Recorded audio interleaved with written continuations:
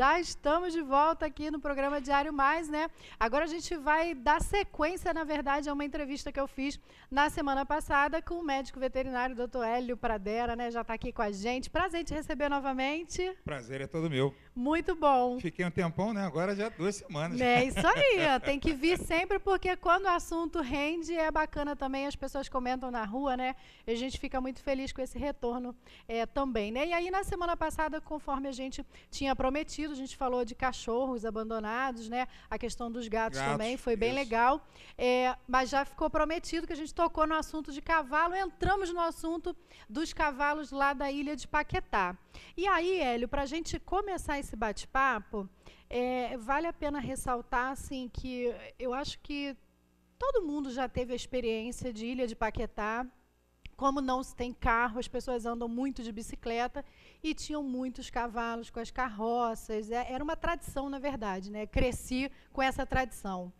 E é uma coisa que se arrastava já, pelo menos com a coisa da charrete como atração turística, devia ter mais ou menos uns 100 anos.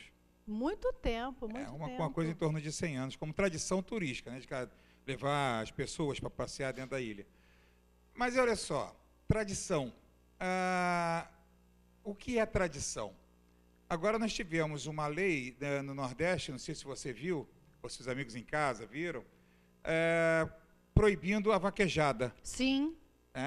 E qual é a alegação dos defensores da vaquejada? Que ela é uma tradição. Uhum. Mas é uma tradição que causa um mal ao animal, Sim. que causa dor ao animal. Mas mesmo assim é uma tradição que vem se arrastando ao longo de várias décadas, passando de pai para filho, de avô para neto e por aí vai. A mesma coisa ocorria em Paquetá. Nós vamos analisar o seguinte. Nós temos um cavalo, nós temos uma charrete. Essa charrete, ela poderia levar o condutor e mais 3 passageiros. Uhum. Já são, aliás, 3 passageiros, 4 passageiros. Com o condutor, 5. Vamos botar uma média de 60 quilos por pessoa. Nós já temos 300 quilos. Sim. Mais o peso da charrete. É tradição isso? Eu acho até um pouco sacrificante para os animais. E aí vocês vão me perguntar, os animais eram maltratados? Não, não eram. Mas antes da gente falar dessa questão de maltrato do animal, vamos lá. Olha só, queria deixar muito claro assim, porque eu sei que eu sou uma pessoa polêmica, né? Mas quando tiraram aqueles cavalos de Paquetá, eu fiquei com muita pena. De quem? Pois é, eu fiquei com pena da história, por exemplo, da minha infância em Paquetá, quando a gente entrava na charrete para dar a volta, né, pela ilha, que é super gostoso, sempre foi dessa forma. E aí a minha pergunta para você é o seguinte: primeiro, quanto o cavalo suportaria, porque a gente entende que o cavalo é um animal que pode trabalhar no campo, carregando alguma charrete para determinados, pelo menos foi assim que a gente aprendeu, né, inclusive na escola. Quanto ele aguentaria carregar, por quanto tempo?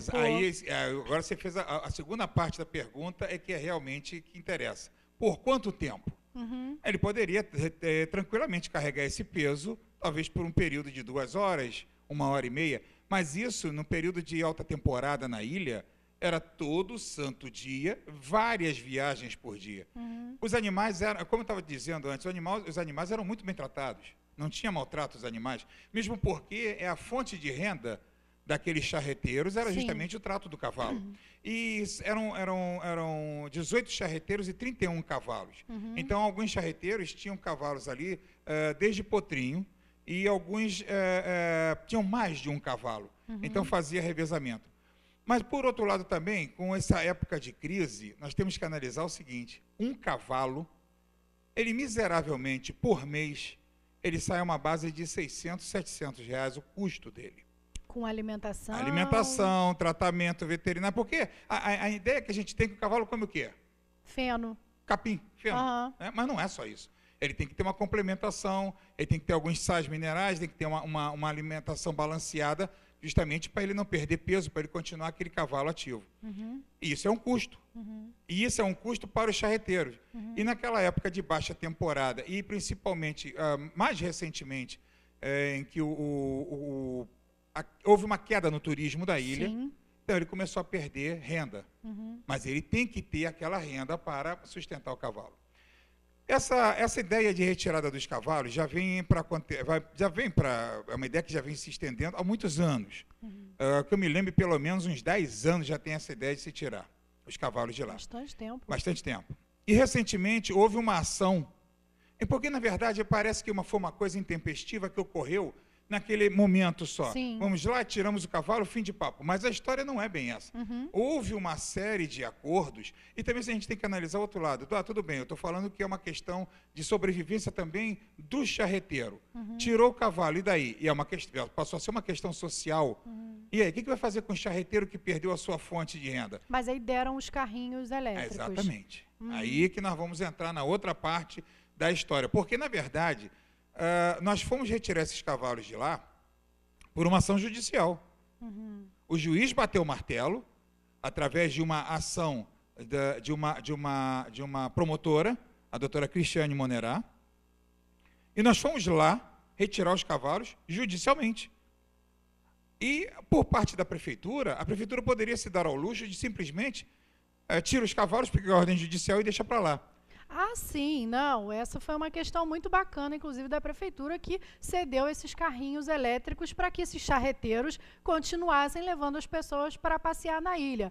Mas eu vou voltar ainda na questão dos cavalos, e a minha pergunta para você, para o médico veterinário, é a seguinte: não poderia haver um acordo, um ataque, qualquer tipo de situação, de repente, alterar o número de passageiros das charretes, estipular um horário para aquele cavalo trabalhar, ou seja, trabalharia 2 horas, já que as pessoas tinham mais de um cavalo, fazendo essa complementação de horário, troca o cavalo, bota um para descansar e o outro vai trabalhar. Não poderia haver um acordo? Na verdade, não precisava, sentido? tecnicamente não precisava nem sair animal nenhum de lá.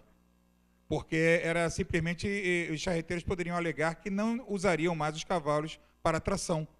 Ia ficar na casa deles. Ninguém proíbe de ter um cavalo como animal doméstico, animal de estimação. Não existe lei que proíba isso. A proibição é quanto ao transporte.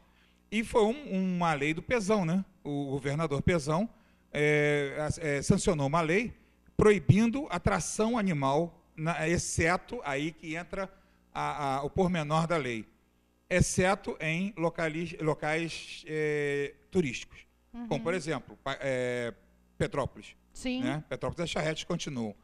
Mas como já estava no alvo da ação da promotoria, tirar os cavalos de Paquetá, então aproveitaram o embalo da lei e fizeram, e o juiz assinou. Era um juiz também que possivelmente, eu não me lembro o nome dele, mas possivelmente também ele deve ser favorável às causas animais, junto com a doutora Cristiane Monerá, que é uma protetora também, e aí eles aproveitaram e foram num embalo só. Agora, a sua pergunta, poderia ser feito? Poderia, mas essa questão é muito complicada.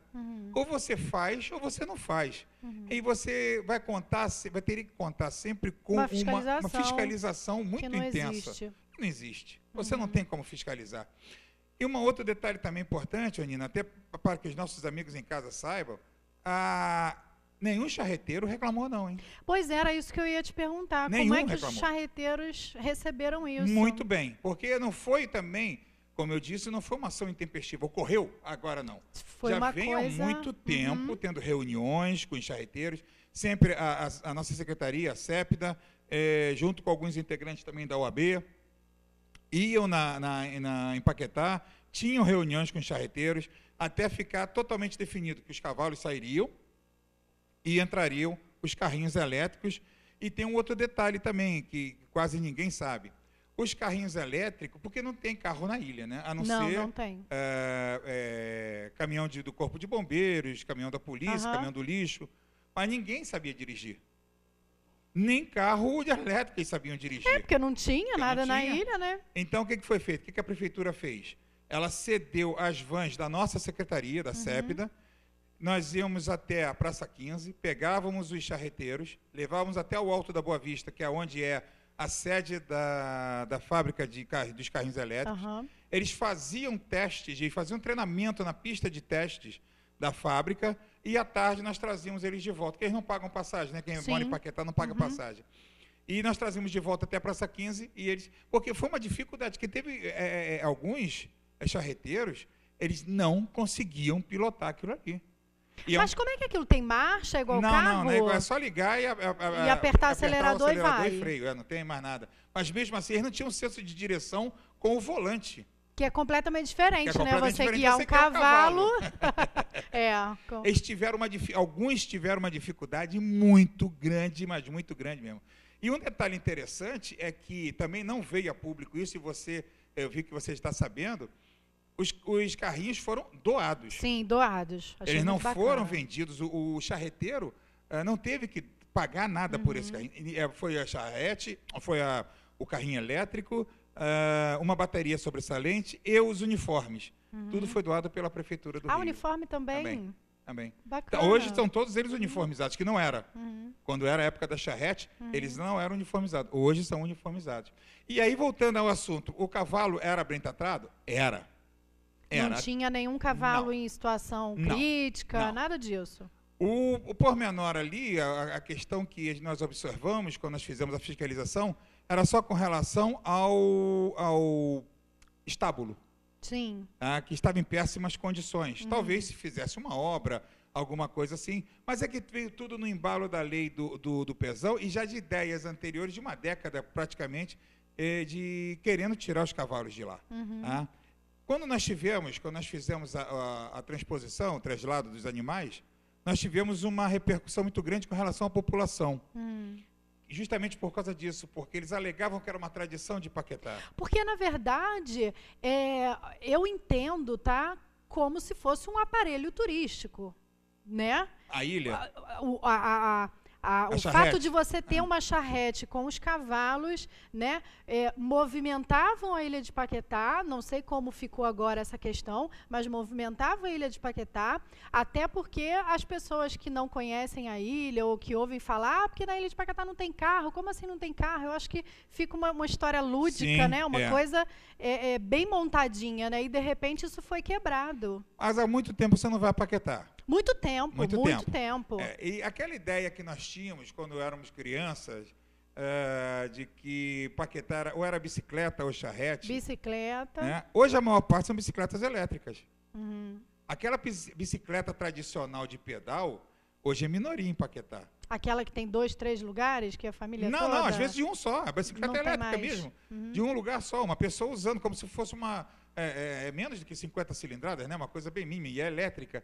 Então, hoje, o grosso das bicicletas de Paquetá são bicicletas elétricas. Então, quer dizer, já houve a modernização com relação à bicicleta, também, em princípio, por causa da modernização, também deveria haver uma modernização com relação ao meio de transporte e atração animal. Então, são cavalos ali que nasceram praticamente ali, foram criados ali, e não fizeram outra coisa na vida a não ser carregar peso. O tempo inteiro carregando peso. Volto a dizer, não eram maltratados em termos de tratamento propriamente dito, mas tinham a questão do excesso de trabalho, né, vindo ao longo do tempo, né, principalmente nas altas temporadas. Para eles, né?